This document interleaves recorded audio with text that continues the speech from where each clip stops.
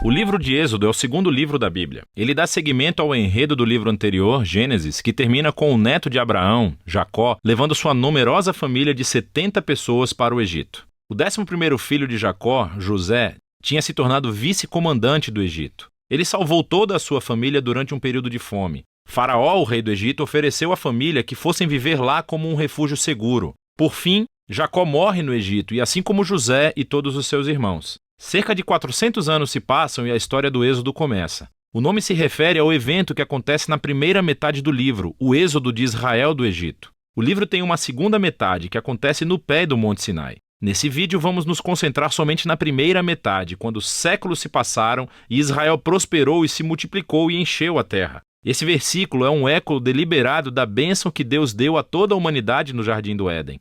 Lembra-nos da grande história bíblica até agora. A humanidade perdeu a bênção de Deus por meio do pecado e da rebeldia. E Deus escolheu a família de Abraão como instrumento através do qual ele iria restaurar as suas bênçãos para todo o mundo. Mas o novo faraó não vê Israel como uma bênção. Na verdade, ele vê esse grupo imigrante israelita como uma ameaça ao seu poder.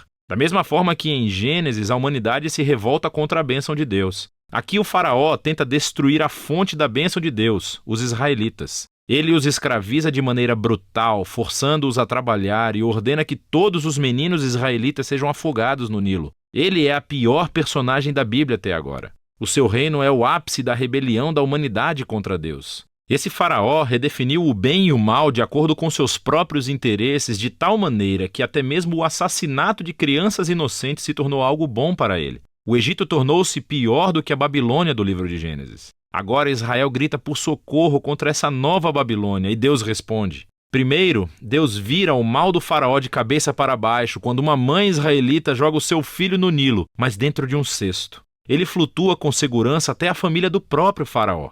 Ele é chamado de Moisés e ele cresce para tornar-se o homem que Deus usará para derrotar o mal do faraó. Na famosa história da sarça ardente, Deus aparece diante de Moisés e pede-lhe que vá até o faraó e ordene que libere os israelitas. Deus diz que sabe que o faraó vai resistir e por isso ele trará o seu julgamento sobre o Egito em forma de pragas. Deus também diz que ele vai endurecer o coração do faraó. E assim chegamos à próxima parte da história, o confronto entre Deus e faraó. O que significa quando Deus diz que vai endurecer o coração do faraó? É muito importante ler esse trecho da história atentamente e em sequência. No primeiro encontro de Moisés com o faraó, sabemos somente que o coração do faraó endureceu. Não há nenhuma indicação de que Deus fez alguma coisa. Em resposta, Deus envia a primeira das 5 pragas, cada uma confrontando o faraó e um dos seus deuses egípcios. E em cada vez, Moisés oferece ao faraó uma chance para ser humilde e libertar os israelitas. Mas após cada praga, ficamos sabendo que o coração do faraó endureceu.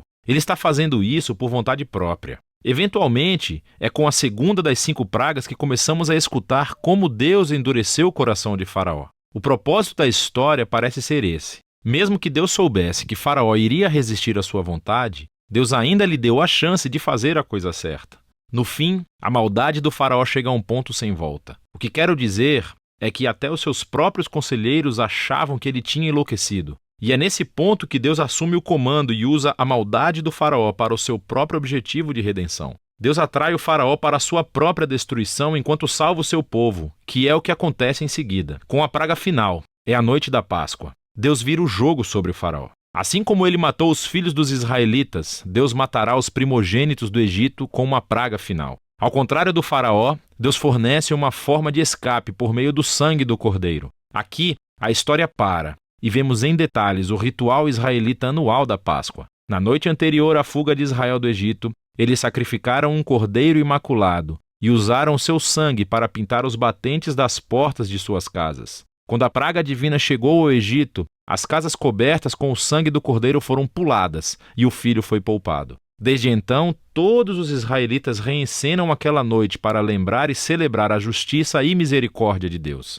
Mas o faraó, por conta do seu orgulho e rebeldia, perde o próprio filho e é obrigado finalmente a libertar os israelitas. Os escravos israelitas fazem o seu êxodo do Egito, mas assim que eles saem, o faraó muda de ideia. Ele reúne o seu exército e persegue os israelitas para uma batalha final. Quando os israelitas passam pelas águas do mar em segurança, o faraó decide atacar e assim entra na sua própria destruição. A história do Êxodo conclui com a primeira canção de louvor da Bíblia. Chama-se A Canção do Mar. O verso final declara que o Senhor é rei. A canção reconta em poesia do que se trata a história do reino de Deus. Fala sobre como Deus tem a missão de confrontar o mal no seu mundo e resgatar aqueles que são escravizados pelo mal. Deus vai trazer todo o seu povo para a terra prometida, onde a sua presença divina viverá entre eles. Essa história mostra como é quando Deus se torna rei do seu povo. Depois que os israelitas entoam a sua canção, a história tem uma reviravolta. Os israelitas estão andando pelo deserto a caminho do Monte Sinai.